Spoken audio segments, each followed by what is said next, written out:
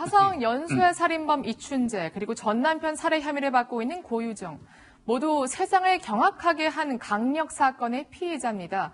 그러나 그럼에도 그들의 얼굴을 이제 볼 수 있을지는 미지수인데요. 한번 짚어보겠습니다. 먼저 이춘재와 관련해서 오늘 오전 경기청에 브리핑이 있었거든요. 자백한 화성 연쇄 살인 사건 10차 사건 외에도 4건의 살인 사건을 자백했는데 그런데 그중 하나가 피해자가 초등학생이라고요. 9살 초등학생이었습니다. 9살이요. 지금까지는 좀 언론에 좀 알려지지 않았던 사건이기 때문에 더 충격을 더하고 있습니다. 말씀하신 것처럼 이춘재가 현재 내가 살인을 했다라고 주장하는 사건은 14건인데요. 그중 10차는 모두 화성 관련된 사건이고 이 한 건, 그러니까 9살 초등학생 사건은 그 외에 4건 사건 중에 하나입니다. 1989년이었습니다. 하굣길 불과 9살 소녀가 집으로 가다가 흔적도 없이 사라졌습니다. 당시 경찰은 이 아이가 실종된 것으로 알고 실종 사건으로 수사를 했는데 이춘재가 이 초등학생을 내가 죽였다 이렇게 주장하고 있습니다. 네. 진술도 지금 알려지고 있는 내용으로는 좀 구체적입니다. 당시에 이춘재가 이 사건이 일어난 인근에서 거주하고 있었거든요. 네. 그런데 이 사건이 발생한 곳에 그림을 그려가면서 내용을 설명했고 이 초등학생의 하굣길을 노렸다 이렇게 이야기를 했다고 합니다. 그렇군요. 안타깝게도 당시에는 그 학생의 그 어린 아이의 시신이 발견되지 않았거든요. 그래서 지금까지도 실종 미제 사건으로 남아 있었는데 경찰은 현재 이 사건 역시도 집중해서 수사를 들여다보고 있습니다. 네. 이 초등학생도 성폭행하고 살해했다 이렇게 진술했다고 합니다. 근데 지금 시신이 없어요. 그렇기 때문에 이춘재가 자백했다고 하더라도 이거 수사를 할 수 있을지가 좀 걱정입니다. 아마 경찰은 이춘재의 어떤 진술을 토대로 해가지고 사체를 유기했다는 장소 중심으로 집중적인 아마 지금 백골 상태겠죠. 있다고 한다도 시신을 찾는 작업에 아마 집중적으로 매달릴 것 같고요. 9살 그 소녀가 나오니까 이거 이춘재의 기존 패턴하고 다른 거 아니냐 하는데 전혀 아닙니다. 이춘재는 성범죄 살해하면서 나이 따지지 않았어요. 1차 사건 71세에서부터 9차 사건 14살 지금 8차 사건도 13살로 지금 확정된 건 아니지만요. 이렇게 얘기 나오지 않습니까? 그러니까 이춘재가 나이를 가지고 이 피해자를 타겟팅했다. 이런 거로 구분하는 건 무리입니다. 그러니까 이춘재가 충분히 이 사건은 했었을 개연성이 높습니다. 네. 일단 이춘재가 범죄 현장 근처에 유기를 했다고 밝혔으니까 경찰이 정말 그 유골만이라도 꼭 찾아주시길 좀 부탁을 드립니다. 지금 이춘재 진술이 구체적이에요. 특히 이렇게 시신 없는, 그러니까 정말 아주 결정적인 증거가 없는 사건까지 다 자백을 하고 있군요.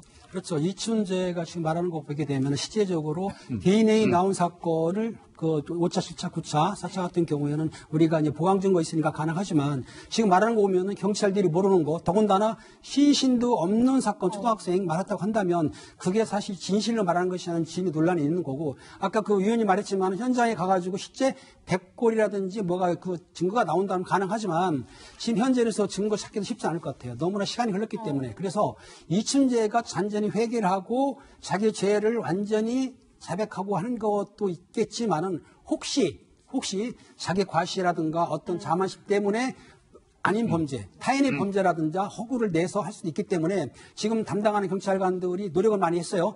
하지만 신중하게 한 건 한 건 신중하게 해야 되는 것이 무조건 자백을 했다고 그래가지고 범인이라고 한다는 건 조금 문제가 있으니까 좀 신중을 더 기해야 될 것으로 생각이 듭니다. 네. 어쨌든 이제서야 9살 소녀의 한을 풀어주게 되는 건데 사실 지금 경찰이 피의자로 용의자에서 피의자로 전환했다 이렇게 밝혔거든요. 맞습니다. 네. 일단은 경찰 입장에서는 뻔해요. 이제 더 이상 이춘재를 법정에 회부할 수 없습니다. 즉 말하면 공소를 제기할 수는 없지만 그걸 모르는 건 아니지만 수사라는 건 제가 늘 말씀드리지만 실체적 진실을 밝히는 작업입니다.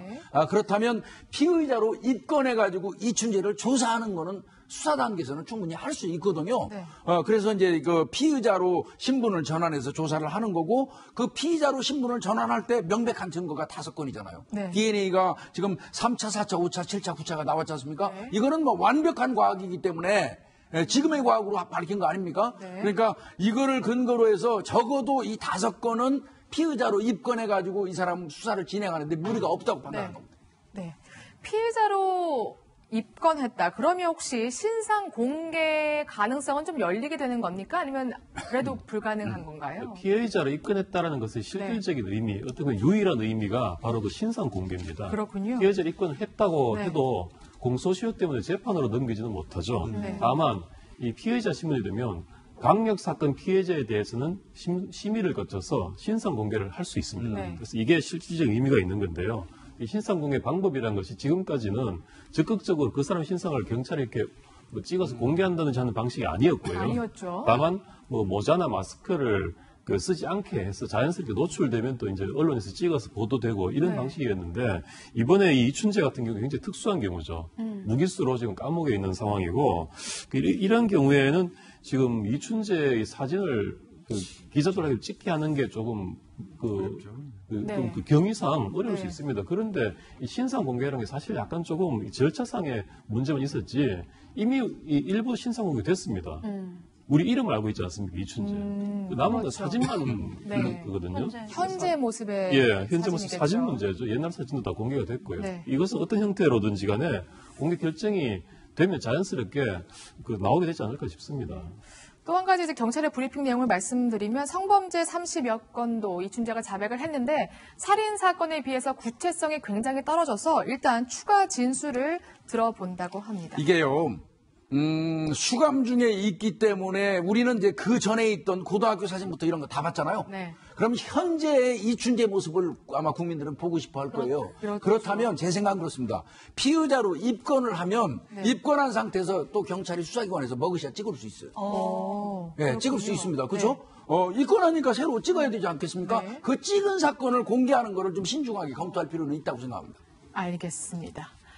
네, 이번엔 고유정 이야기 좀 해보겠습니다. 고유정이 어제 5차 재판에 출석했는데 전에 보던 머리카락 커튼마저도 볼 수 없었습니다. 그 현장 보시죠.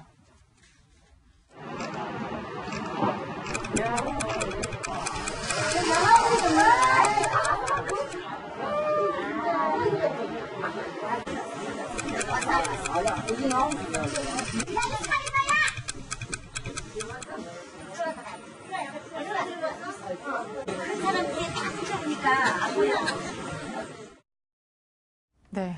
그야말로 고유정 뒤통수 정도만 저희가 세보니까 5초 정도? 그래서 현장에 있던 시민분들도 안 보인다 이렇게 분통을 터뜨렸는데 영상을 자세히 보면 고유정이 안 보인 이유가 있다면서요? 시청자분들 눈치채셨을지 모르겠지만 지난 4차 공판과 조금 달라진 점이 있었습니다. 저희가 비교를 해봤는데 지금 제주지방법원 입구인데요. 저렇게 좀 색깔이 다른 그 대리석 같은 그러네요. 벽이 보이시죠? 네. 새로 증축이 된 겁니다.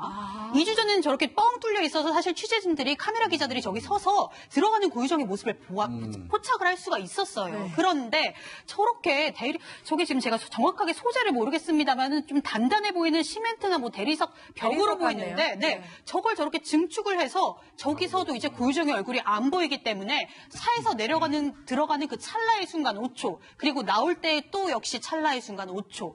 10초밖에 고유정을 못 보는 겁니다. 그런데 사실은 경찰관들이나 교도소 직원들이 그 편의를 위해서 가리거나 보호를 할 수는 있어도 법원에서 저렇게 증축까지 해서 저렇게 막는 건 굉장히 이례적이고 저도 사실 처음 보는 일이거든요. 그래서 지금 이게 과연 고유정을 위한 것인지 아니면 뭐 다른 이유가 있었는지 갑론을박이 일고 있는 겁니다. 정말 이 이유가 궁금하네요. 설마 정말 고유정 보호하기 위해서 없던 벽까지 또 법원에 도는 세금 아니겠습니까? 세금 들여서 만든 건가요? 제주지방검찰청에서 네. 이렇게 말하고 있습니다. 이건 고유정과도 무관하다.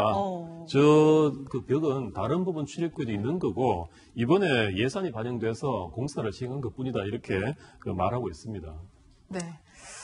물론 고유정과 무관하다고 밝혔지만 제주지방법원에서 현재 카메라가 이렇게 대거 나가는 사건은 고유정 사건 하나 같습니다. 그렇기 때문에 지금 고유정 보호용 아니냐 이러한 누리꾼들의 지적이 있는 건데 실제로 법원에서 신경을 많이 쓰긴 하는 것 같아요. 그동안 보면. 당연히 신경 쓰는 거죠. 1차 공판 때 아마 머리채를 끝나고 나온 뒤에 머리채를 잡혔어요. 근데 사실 교정당국이 경호를 들어간 거예요. 그렇기 때문에 그 당시 직원들까지도 뭐 징계를 먹이니 안 먹이니 말이 많았단 말이에요. 그러니까 2차 경호 때에는 공판 때에는 경호 인력을 늘렸어요. 왜냐하면 그런 피해를 예방하기 위해서 물론 그 유족들이라든지 시청자 이런 분들이 생각하지만 교정당국 그게 아니거든요. 보호할 의무가 있기 때문에. 그리고 3차 때는 아예 차고성 차량에다가 언론인들이 접근을 막았단 말이에요. 그렇게 이제 철저하게 혹시라도 피해라든가 사고 보게 되면은 인권 문제가 나오기 때문에 교정당국은 신경을 썼었고 이번에도 벽 세웠다?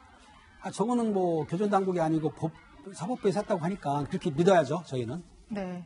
어제 재판 내용 핵심만 좀 짚어보겠습니다. 고유정이 그 배 부위에 난 상처를 이제 보여주면서 전 남편의 소행이다 이렇게 주장을 했다고 하더라고요. 예, 고유정은 그 전 남편이 자신에게 어떤 성행위를 요구하면서 네. 이 칼을 가지고 자신의 배 부위를 그 마치 그 닭모이 쪼듯이 쿡쿡 찔렀다. 그래서 자기 배에 그런 상처가 났다. 이렇게 말하자면 이제 남편이 성적인 공격을 하려는 상황이었다라는 점을 이제 주장했던 건데요. 네. 반면에 여기에 검찰 측 증인으로 출석한 그 법의학자는 이렇게 좀 다르게 진술했습니다.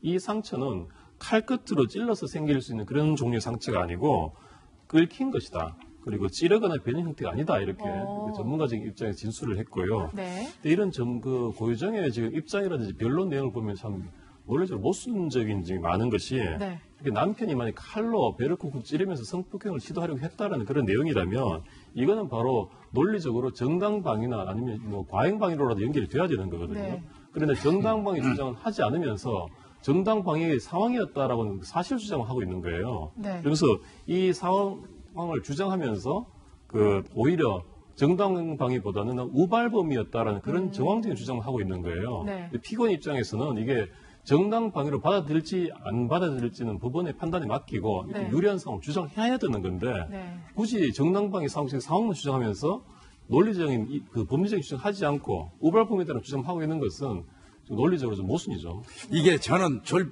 고유정이가요. 그 고유정 변호인이 어떤 분이신지 모르겠는데 최선을 다해서 하겠죠. 근데 이미 졸피뎀 성분이 그 피해자의 몸에서 나왔지 않습니까? 그렇다면 한번 생각을 해보십시오. 졸피뎀에 취한 사람이 성범죄 하겠다고 공격이 가능합니까? 이미 그 자체에서 끝난 거예요. 끝난 네. 건데 지금 자꾸 뭐 공격헌이니 방어헌이니 얘기하는데 사실은 수사 좀 오래 한 사람들은요. 솔직히 과학적 지식은 없어도 공격헌인지 방어헌인지 찰과상인지 네. 배인 상처인지 그거 압니다. 그렇군요. 네. 수사 전문가 또 재판 전문가께서 조금 모순적인 변론을 하고 있다 이렇게 지적해 주셨습니다. 저희가 실시간으로 질문 받고 있는 거 다들 아시죠? 혹시 방송을 보다가 의문점이 생기시면 주저하지 마시고 여기로 질문을 남겨주시면 되겠습니다.